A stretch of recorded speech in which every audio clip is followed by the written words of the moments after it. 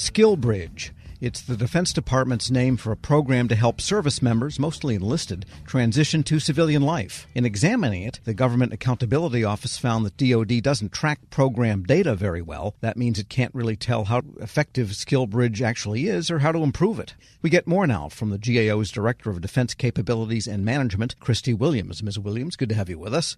Good morning, Tom. It's good to be here. Thank you for having me. And is SkillBridge the main program for transitioning, or is it just one of several that they have? Because I think given the numbers with SkillBridge, it can't be the only one. Correct, Tom. So SkillBridge is one of several transition programs that the Department of Defense has for individuals, service members that are transitioning from military to civilian life. SkillBridge is a voluntary program. The Department of Defense also has some mandatory programs, one being the Transition Assistance Program that provides mandatory transition assistance. But SkillBridge will provide voluntary service to service members of any rank, as you mentioned, enlisted or officer. It gives them the opportunity to gain work experience with civilian organizations, commonly referred to as industry partners. Sure. And the numbers that you were tasked in the NDAA last year with examining this program, and you found that the DoD actually fundamentally couldn't tell how many people had gone through it for several years, so you had to concentrate on just a short data set. Correct, Tom. So just to put things into context, when you look at overall numbers, there are about 200,000 service members that transition from their military to civilian life each year. And there is a lot of importance that's placed on the transitioning of these individuals to ensure that they have the right skills for their post-military success. So when we looked at the SkillBridge program, one of the things that we found, among some other challenges, was that it was really hard for the Department of Defense to know if the program was serving its intended purpose of post-separation employment for these individuals, largely because the data was tracked in an ad hoc manner and there were variations across the military services. That would seem to be then a fundamental program management requirement, is to measure the outcomes to know whether the program and the effort put into it and money related thereto is effective.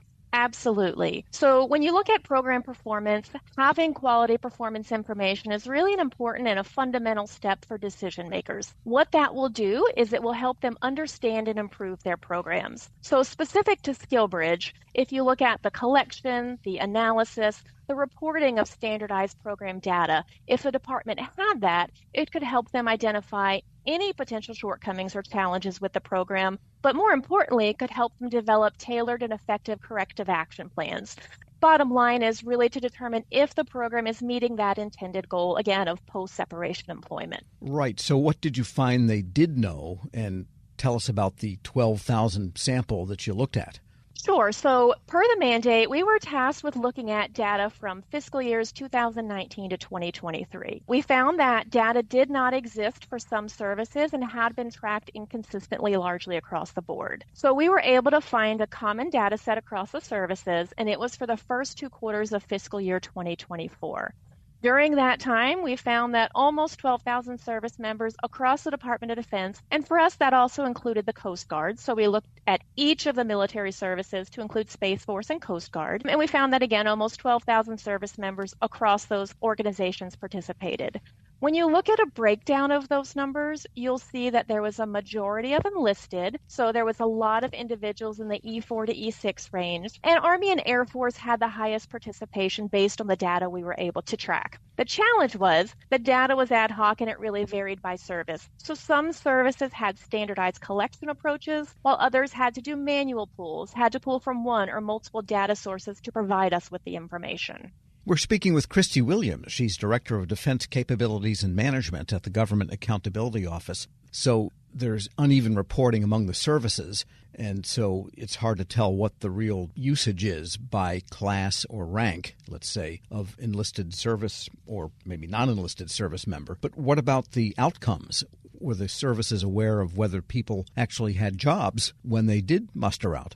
So that was one of the challenges, Tom. So when we spoke with officials across the services, they mentioned that their data collection was ad hoc, largely because there wasn't a requirement in program guidance that specified for them the types of data that they should collect, and that because of that, the data collection varied from year to year. So bottom line is there were some challenges in really understanding if the program was meeting its intended goals of providing post-separation employment. based on the inconsistencies and the variations of the data across time. And not just post-separation employment, but post-separation employment related to the internships and the training they might have had. That is to say, if they were wanting to be a mechanical engineer somewhere, but in fact their post-military employment was flipping burgers, that doesn't say the program was a success either. Correct. And let me back up a little bit and say, when you look at the opportunities that the SkillBridge program will provide to service members, and the goal is really to match civilian opportunities to military job training, provide that experience to enhance an individual's marketability. If you looked at the SkillBridge website, we're talking about things across the spectrum of employment: energy, information technology, manufacturing, retail. You can find a wealth of opportunities, and these are things like internships, apprenticeships, job training. Now, it is limited. The service members can only participate in this program in their last 180 days of service, but the bottom line is to see if the marketability is related to their military job training and if the program has achieved the success it's set out to achieve.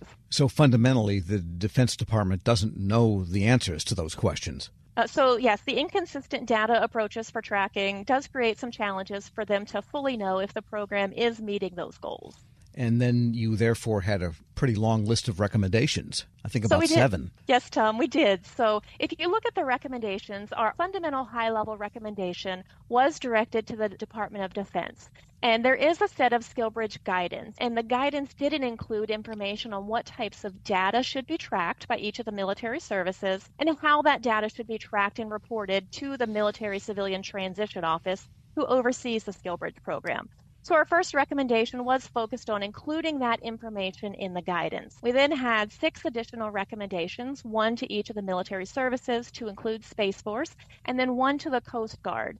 That really specified once the department had a chance to update that guidance, that they should then collect and analyze SkillBridge program data and report that data to DoD through the Military Civilian Transition Office and really identify shortcomings in any associated corrective action plans that would help them improve the program's performance. Is there a mechanism for collecting and gathering and reporting this data? Can you go to, say, if you're someone in charge of SkillBridge for your military branch, is there a screen you can call up that says SkillBridge, and there's the names and there's the ranks and there's the jobs and that kind of thing? Do they have the mechanism to actually do this? It sounds easy to say, but pretty hard to do.